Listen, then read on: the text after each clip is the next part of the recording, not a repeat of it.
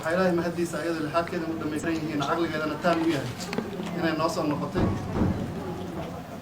dhallinyarada aad ka midka tihiin anoo afkiina ku hadlaaya runta farxad gaaray noo tahay in meeshii 2 mar iyo ka badan ay ku sigatay inay haddana ku soo noqotay inay dadka ugu khidmayso waxaan ku maray isbitaalka ay ku jirtay ama safara waxaan halkan markaan imid maamulka gobolka gudoomiyaha cusub Cumar Filish aan la hadashiyay ku dhawaad 5 ilaa 6 daqiiqo la hadlaysay hal mar kama aysan hadleen waxa iyada ku saabsan waxay ka hadlaysay qof degmada ka howlgalo xanuunsan waxay ka hadlaysay macallimiin iskuul oo dayacan waxay ka hadlaysay ubad dad kale ay dhaleen oo la soo tuuray sidii loo xanaaneyn lahaa waxaan filayay inay at least uu nolosheeda waxun ka taabato maadaama duruufteeda ogaa meeshay ku jirto ogaa laakiin marnaba magaceeda maysa soo sheekaaday ilaahay waxaa loogu mahadiyaa inuu noo soo nabad celiyo garabkaagaan taagannahay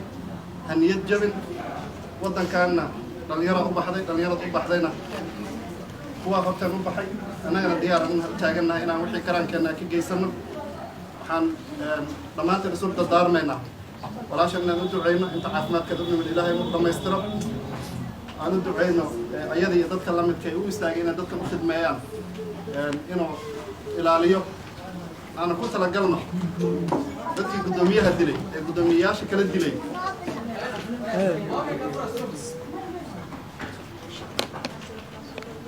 dadkii guddoomiyaha dilay ee horey wasiirro nooga dilay ee dad shacab oo 600 gaara naga laayay ee isku dayay inay indhahana tiraan waxay noo reeteen male welina waxay ku maqan yihiin duurka wixii wax lamid ay soo abaabulayaan marka inaad dhalinyaro ku talagashaan oo ku talagalno inaan ciidamadeena qalabka sida iyo askarta dariiqyada noo taagan sidaan kula shaqayn lahayn in nimanka cadowga laga adkaado dadka Soomaaliyeedna waxaan ka dalbanaynaa oo ka codsanaynaa afaraynaa inay la shaqeeyaan ciidamada magaalada amnigeedana amni loo wada baahan yahay inaan indhaha ku wada hayno waay